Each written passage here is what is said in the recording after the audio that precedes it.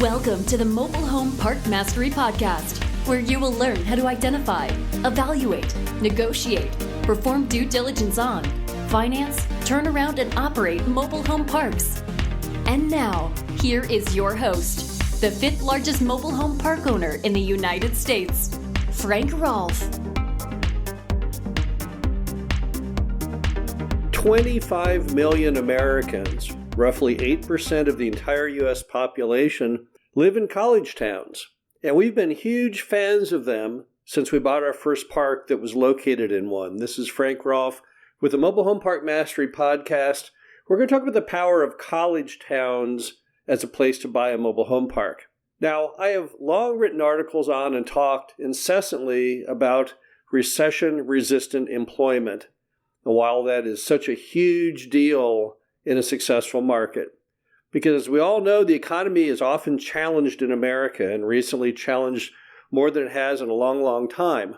And there are three types of employers that, regardless of recessions and depressions and stagflation, that they just keep on hiring, they keep on paying their salaries, and the checks keep clearing. Now, the three legs of recession-resistant employment are government, healthcare, and education. These are three areas that seemingly never cut back. We still go to the hospital when we get sick. The hospital's doors are still open, even in recessions. And the government, although I know DOGE is tampering with it at this point, nevertheless, it never seems to shrink. Hopefully it will, but we'll all see how that ends up in the end. And then finally, education, because even when times are tough, we still want to send our kids to college. So recession-resistant employment is one of the key attributes of why college towns do really well, because they rarely have big layoffs, and you can never move the factory over to another country. But there are other reasons why college towns perform in an exemplary manner. The second reason is that typically the hospital, for whatever market you're talking about, is also located in that college town. So now we've hit the second leg of beautiful and perfect recession-resistant employment, because the hospital is located near the college, because often the doctors go to medical school, the nurses go to nursing school, and this way it's all very nearby. So normally when you have a college town, you also have a large hospital. And also in a college town, you often have a more youthful population. It makes sense, right? I mean, you've got typically hundreds, if not thousands, of young people collectively going to college in that location.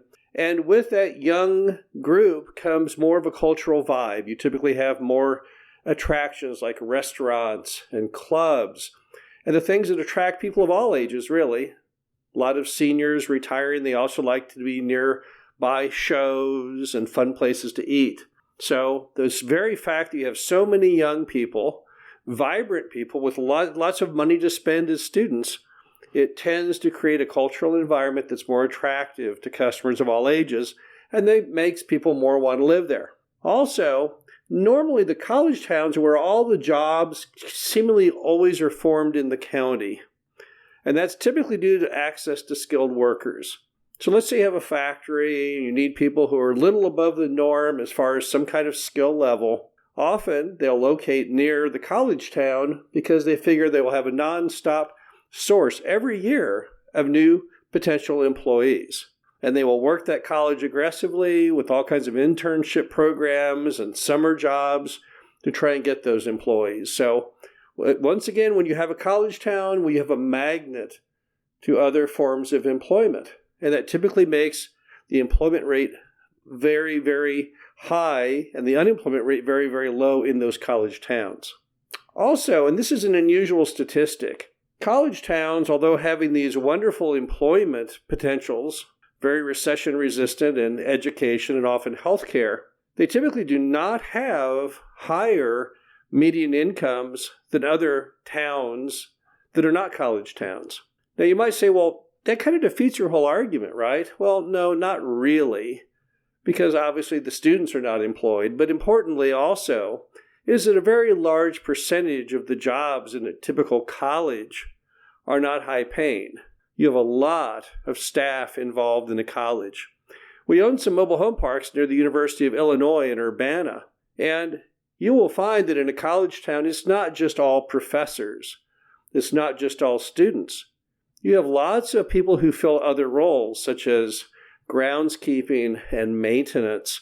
And then even on the teaching side, you've got a lot of lower paid positions than your typical professor wearing the tweed jacket with a pipe. So as a result, colleges produce a lot of employees who are typical mobile home park customers. So it's not as though that the college by itself is a group of lofty, high-paying people that are never customers of a typical mobile home park, but instead the college itself actually creates many, many jobs that are applicable to mobile home park customers. And also, students typically make lousy mobile home park customers. This was a big takeaway when we first started investing in college towns, because we thought that what we would have is a lot of students. But in fact, when you own a mobile home park in a college town, one thing you typically do not have are students. Now, why is that? Why would a mobile home park, which seemingly has affordable housing, detached housing with a yard, a little less scary and probably more attractive to a young person than an old apartment complex from the 50s or the 60s, why do they not live there? Well, it's simple. Because typically most mobile home park owners don't want to rent homes. And in a college format, the typical person going to college is there for roughly 4 years. They don't want to buy something for a lifetime. They need short-term rentals. And even on top of that, many of them don't know if they'll be coming back the next year. They want to keep their options open. They might want to transfer. They could even theoretically drop out of college. So as a result, the students don't mix well with mobile home park environments. On top of that, I think a lot of parents still harbor the stigma against the industry. They don't want to put their kid in a mobile home park because they don't think that sounds like a good place for them to be. They have the stigma that parks are filled with crime and bad people. So as a result, when you own a mobile home park in a college town, the only real affiliation you have with the college itself is on staff. People who work at the college, doing the things that make the colleges work, the nuts and bolts jobs that make everything happen, air conditioning, heating, yard maintenance, you name it. But the one thing you typically don't get are a lot of students.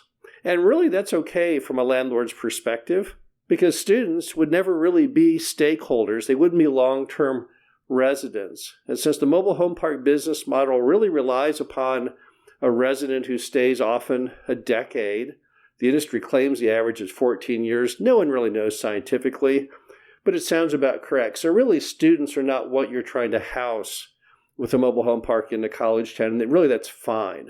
But one big item you have in a college town that also makes it a long favorite of park buyers and having exemplary performance based on other locations is your ability to push rents. Now, I know that sounds terrible. People say all the time, oh no, don't talk about pushing rents. But like any business in America today, particularly in a high inflation environment, you need a product that people need enough and want enough or are willing to pay more so you can keep pace. There are a lot of products out there that have fallen by the wayside that can't keep up with inflation, but mobile home parks, fortunately, do not have that trait. And in a college town, what you typically have, based on everything I've described so far, is you've got a lot of activity, a lot of demand for housing. And what that does is it typically keeps single-family home and apartment rents very high. If you look at the typical college town versus non-college town, one thing you will see is you'll see a lot of higher-end, more expensive housing. And in the world of affordable housing, to be truly affordable, you need the contrast with more expensive housing options. And college towns typically deliver on this in a big way. Think of the college towns that you've been to or looked at parks in. And you went on Best Places, and you looked at the median home price and the average apartments.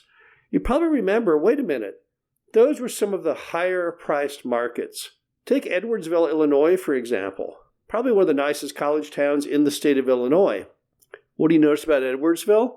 Really expensive housing, more so than other markets surrounding that. And again, it's because of everything I described. More vibrant cultural areas, more recession-resistant employment, more doctors, more professors, more high-paying jobs. And as a result, it makes all housing seem more scarce, more rare, more valuable. And that's typically always been a very good setting for mobile home parks because it allows us to maintain and raise our rents in line with those market forces.